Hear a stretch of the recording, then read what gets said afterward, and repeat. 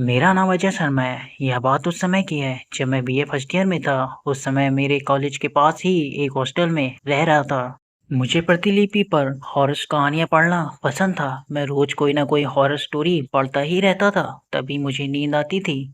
ऐसे ही एक दिन मैं रात को प्रतिलिपि पर एक चुड़ैल की हॉरर स्टोरी पढ़ रहा था। कहानी पढ़ते पढ़ते मुझे कब नींद आ गई और कब रात के करीबन 2 बजे मेरी नींद खुली। मैंने अपने कमरे की खिड़की खोली और बाहर का नज़ारा देखने लगा। आज बाहर काफ़ी तेज हवा चल रही थी। साथ ही मैं आपको बताना चाहता हूँ कि मेरे हॉस्टल के आसपास काफ़ी पेड़-पौधे हैं। मेरे हॉस्टल के आसपास काफ़ी कम लोग रहते थे। हॉस्टल के पीछे की ओर एक घना जंगल था। मेरे रूम की खिड़की जंगल की ओर ही थी। मैं अपने पलंग पर लेट गया और सोने की कोशिश करने लगा, पर मुझे नींद नहीं आ रही थी। थोड़ी देर बाद मेरी आँख लग गई। मेरी नींद एक खटखट की आवाज़ से खुली। उस समय मैं अपनी खिड़की पर पर्दा लगाना भूल गया था। बाहर एक हाथ दिख रहा था जो लगातार मेरी खिड़की के शीशों पर नॉक कर रहा था। यह देखकर तो मेरी हालत ही खराब हो गई, क्योंकि मेरा रूम तीसरे फ्लोर पर था। मैंने देखा कि बाहर जो कोई भी था, अब वो तेजी से खिड़की खटखटा रहा था। धीरे धीरे वो दो हाथों से खिड़की को खटखटाने लगा।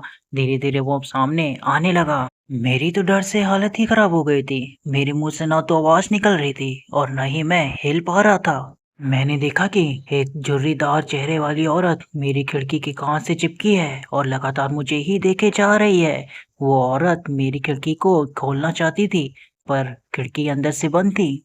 अब वो औरत खिड़की को जोर-जोर से पीटने लगी और काफ़ी गुस्से से मुझे देखने लगी। मैं समझ गया कि आज ये मुझे नहीं छोड़ेगी। फिर वो औरत शांत हो गई और मुझे इशारों ही इशारों में इस खिड़की को खोलने के लिए कहने लगी।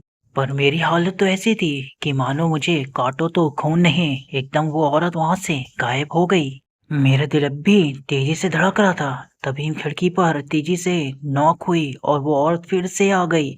पर मैंने अपनी हिम्मत जुटाई और तेजी से खिड़की के पर्दे को बंद कर दिया।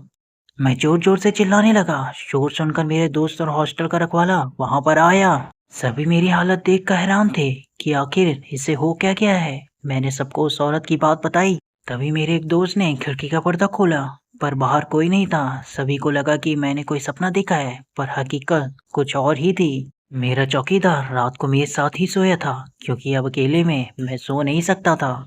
उस हॉस्टल के रखवाले ने मुझसे कहा कि भैया, आपने उसकी आंखों में तो नहीं देखा था ना? मैंने कहा, किसकी आंखों में? उसी चुड़ैल की आंखों में। उसने कहा, पर तुमको कैसे पता?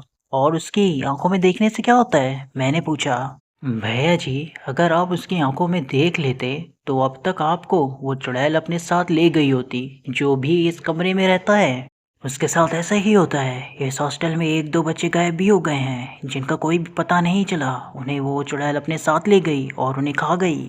यह सुनकर मेरा कलेजा मेरे मुंह में आ गया। खैर, कल मैं आपको एक नया कमरा दे दूंगा, रखवाले ने कहा। अगले दिन मैंने अपना हॉस्टल ही बदल दिया। अब मैं एक ऐसे इलाके में रहता हूँ जहाँ पर आसपास कोई जंगल नहीं है। मोर हॉट स्टोरी के लिए हमारे चैनल को अभी सब्सक्राइब करें। मिलते हैं आपसे अगले वीडियो में, तब तक के लिए जय हिंद।